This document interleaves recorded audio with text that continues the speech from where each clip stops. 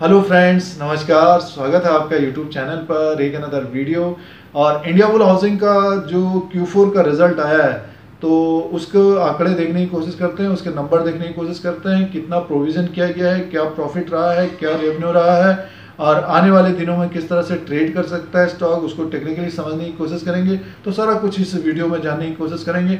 अभी तक आपने चैनल को सब्सक्राइब नहीं किया तो सब्सक्राइब कर सकते हैं। आप लोगों को इसी तरह से इंडिया का जो शेयर मार्केट है, स्टॉक मार्केट है, उसका अपडेट एनालिसिस सारा कुछ लेटेस्ट देने की कोशिश करते हैं।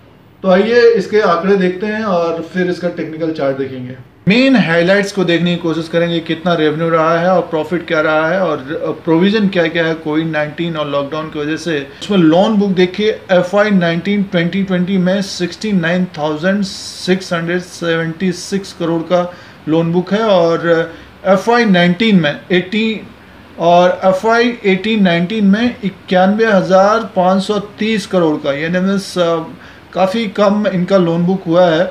और टोटल रेवेन्यू देखिए 13,103 करोड़ का, पूरे साल में देखिए 13,103 करोड़ का, और पिछली बार था 17,027 करोड़ का, यानी FY18 और 19 में स्टॉक काफ़ी ऊपर की तरफ था। टोटल रेवेन्यू अगर आप FY19-20 में देखें 13,103 करोड़ का, तो अच्छा खासा है। बट ये है कि FY18 और 19 के हिसाब से कम है, तो लोन बुक जो है वो भी कम है। और प्रॉफिट देखिए 2,200 करोड़ का रहा है FY19-20 में, और FY18-19 में 4,091 करोड़, 50% कम हो गया है।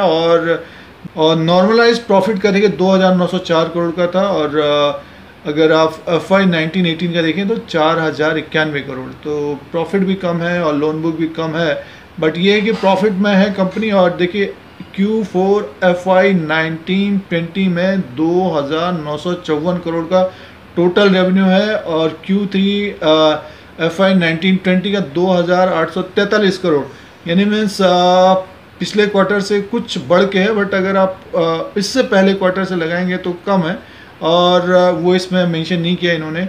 अब प्रॉफिट में देखिए 137 करोड़ का। अब ये 137 करोड़, नीचे देखिए नॉर्मलाइज प्रॉफिट है 841 करोड़, यानी मीन्स कोविड-19 के वजह से ये इन्होंने एडजस्ट किया, प्रोविज़न किया, और पिछली बार था 552 करोड़। देखिए कंपनी एक तरह से प्रॉफिट में है, 137 करोड़ प्रॉफिट में है कंपनी।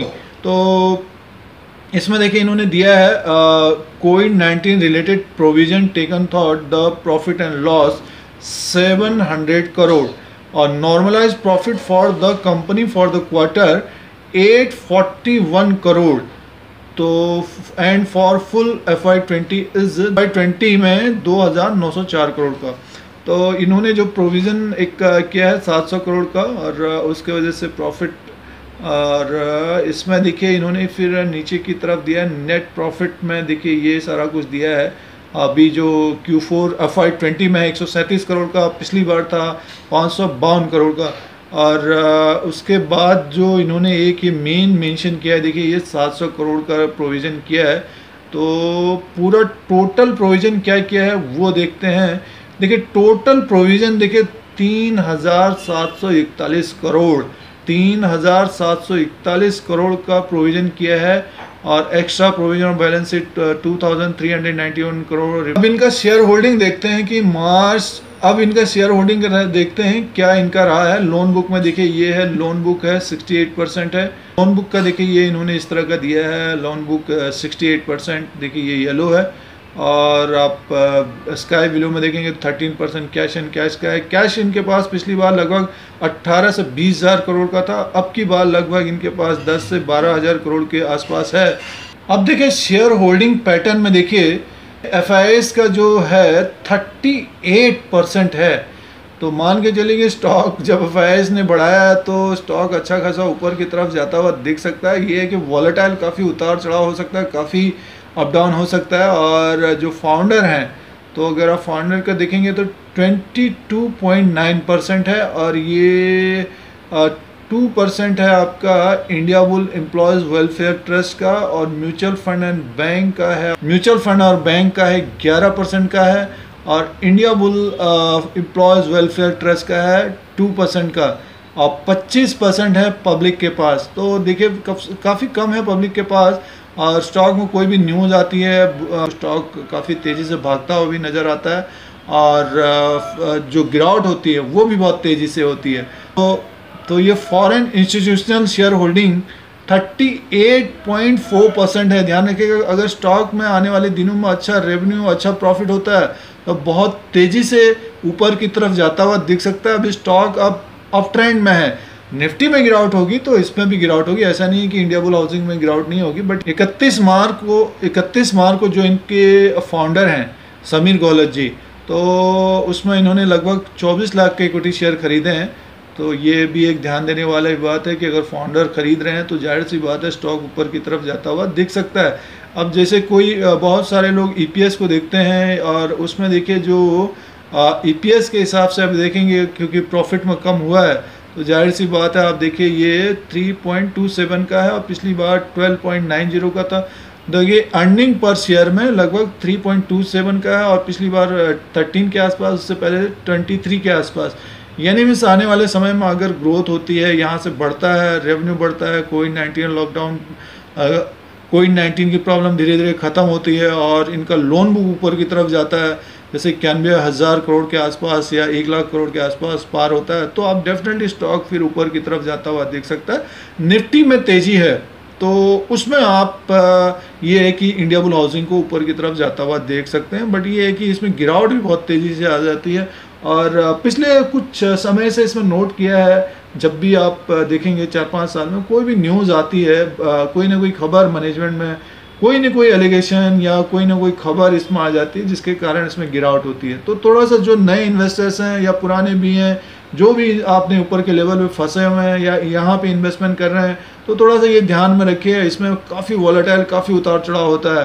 तो रिजल्ट का विश्लेषण ये है कि लोन बुक में कमी पेशी आई है, प्रॉफिट में कमी पेशी आई है। अब देखने वाली बात होगी कि नेक्स्ट Q1 और Q2 में किस तरह से लोन बुक इनका बढ़ता है और रेवेन्यू किस तरह से बढ़ता है। और अगर देखिए Q1 और Q2 में, अगर Q1 में तो देखिए प्रॉब्लम रहेगी और Q2 में देखना पड़ेगा कि क्या बढ़ के आता है। अभी आप मान के चलिए फाइनेंशियल जो स्टॉक्स हैं 5-6 महीने के लिए एक तरह से दिक्कत रहेगी। आप देखिए बैंक निफ्टी ऊपर की तरफ जा रहा है तो उसमें प्रेशर आ जा रहा है ऊपर की तरफ से, तो कोई भी खबर आ रही है तो ये ध्यान रखने वाली बात है। फिलहाल अब 100 रुपये से ये ऊपर की तरफ बढ़ रहा है। ये कि ये एक ट्रेडिंग बेस है, अब 2 महीने में अच्छा खासा डबल हो गया। अब नेक्स्ट 2-3 महीने में किस तरह का कारोबार करेगा तो वो अभी जो रिजल्ट है उसमें तो एक तरह से कोविड-19 और लॉकडाउन की वजह से प्रॉब्लम है, Q1 में भी प्रॉब्लम रहेगा। तो इसी के आसपास या फिर लगभग अगर निफ्टी ऊपर की तरफ जाता है तो इसमें भी तेज़ी बनी रहेगी, तो उसको टेक्निकली आपको दिखाने की कोशिश करते हैं। देखिए India bull housing finance limited का चार्ट लगा हुआ है और ये डेली वाइज कैंडल्स हैं।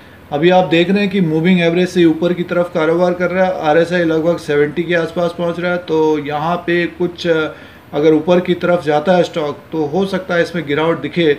अब रिजल्ट के अनुसार आप दिखेंगे तो स्टॉक एक तरह से लोअर लेवल से काफ़ी ऊपर की तरफ है। अब इसका जो रेंज होना चाहिए उसको आप मंथली के हिसाब से देखते हैं। अगर आप डेली वाइज के हिसाब से देखेंगे तो काफ़ी अप डाउन होता है, 20-30 रुपये का काफ़ी अप डाउन होता है इसमें।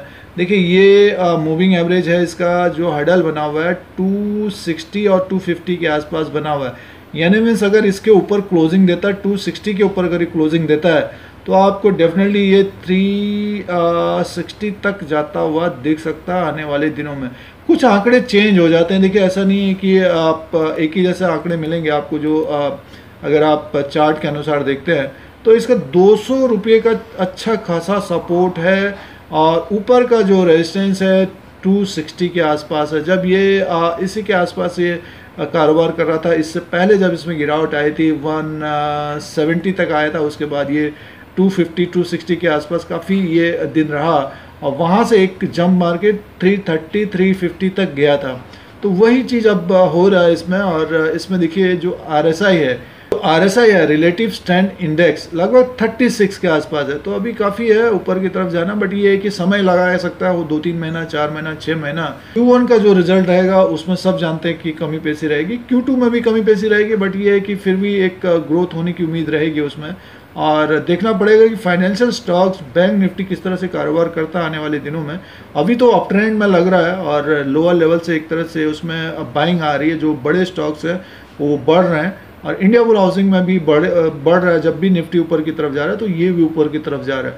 तो इसका जो रेंज रहेगा 260 से 200 के बीच रहना चाहिए। कोई अगर गिरावट आती है तो तब जाके आपको फिर ये लोअर लेवल पे लगभग 170 से 180 के बीच आता हुआ दिख सकता है। फिलहाल ऐसा लग रहा है कि 200 को ब्रेक नहीं करेगा, बट ये मार्केट है, कुछ भी हो सकता है यहाँ पे, और दोनों तरफ से तैयार रहना चाहिए। जो खरीदारी भी कर रहे हैं, अगर आपने 200 के आसपास किया, 170 के आसपास किया या 130 के आसपास किया, तो यहाँ पे कुछ प्रॉफिट बुक करना चाहिए लमसम 260 से 290 के बीच।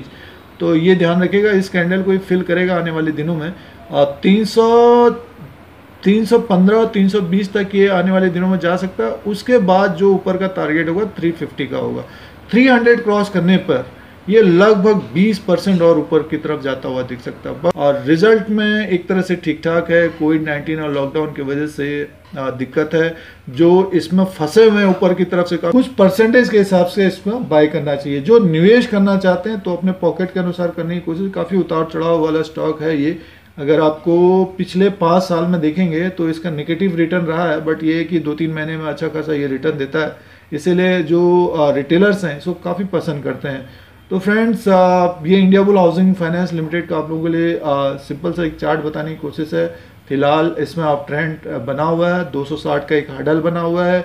अगर उसको ब्रेक करता है 290 और 290 को ब्रेक करेगा तो 300 के आसपास का एक हर्डल होगा। 300 को ब्रेक करता है तो आपको वहाँ से लगभग 10 से 20% ऊपर की तरफ जाता हुआ दिख सकता है। और ऊपर का लेवल अभी काफ़ी समय लग सकता है ये 500, बट ये है कि आने वाले समय में ग्रोथ होगी, लोन बुक बढ़ेगा तो आपको ये ऊपर की तरफ जाता हुआ दिख सकता है। अगर आप इस YouTube channel India leader Singh को देखना चाहते हैं तो सब्सक्राइब और बेल आइकन को प्रेस करिए। आप लोगों को इसी तरह से इंडिया का जो शेयर मार्केट है, स्टॉक मार्केट है, उसका अपडेट एनालिसिस सारा कुछ लेटेस्ट देने की कोशिश करते हैं। फिर कोई नया वीडियो लेके आएंगे। आज के लिए इतना ही, धन्यवाद।